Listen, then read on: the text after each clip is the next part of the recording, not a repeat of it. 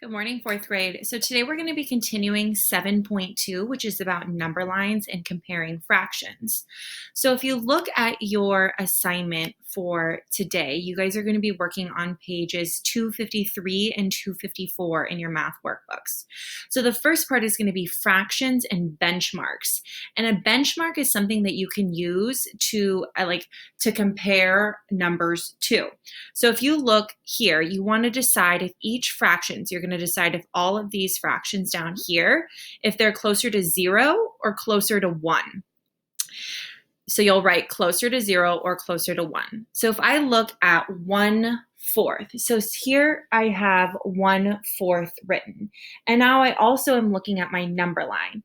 I know that when I have a 0, the fraction is technically 0 as your numerator. And I know that when I have a 1, that my numerator and my denominator are going to be the same. So if you look here at 1/4, is your numerator closer to 0 or is your numerator closer to 4, which would make that fraction 4/4, which is equal to 1? So your numerator is 1 here, which means that this 1/4 fraction, that's going to definitely be closer to 0. So 1/4, I would write 1/4 is closer to 0. And you can write that like that. Now, if you look at this next one, I'll look at this one right here as 7/8. So I want to look at my numerator and compare it to my denominator. So we know that when our numerator is the same as our denominator, then that answer is going to be 1.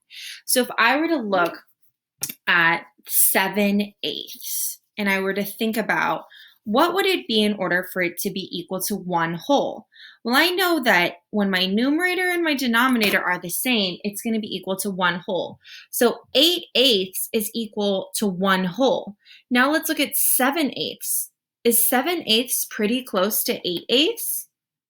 Yeah, so 7/8 is going to be closer to 1 whole. So that would be your answer for number 16.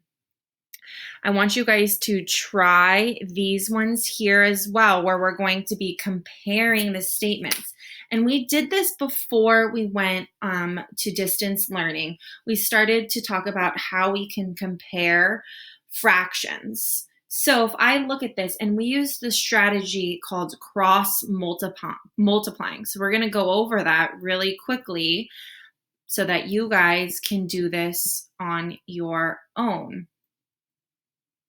Actually, we're not going to do cross multiplying. We're going to use our benchmarks to compare these. So if you look at 5/8 and you want to know, is it greater than or less than? 5/8 and 11/12.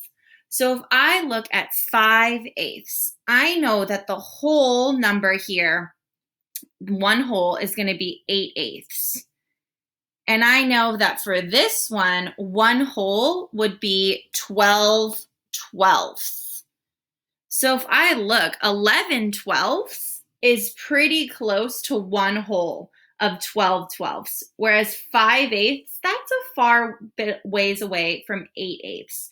So 11/12 is going to be greater than 5/8. And if you want to check your answer after you've done your benchmarks, if you want to cross multiply, you can.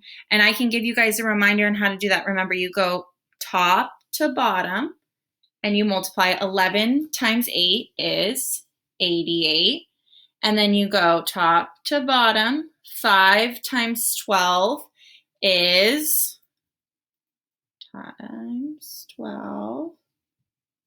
60. And yes, you were correct. So I want you guys to try this strategy of using your benchmarks for number 17, 18, and 19, and try your best on Puzzle Penguin as well.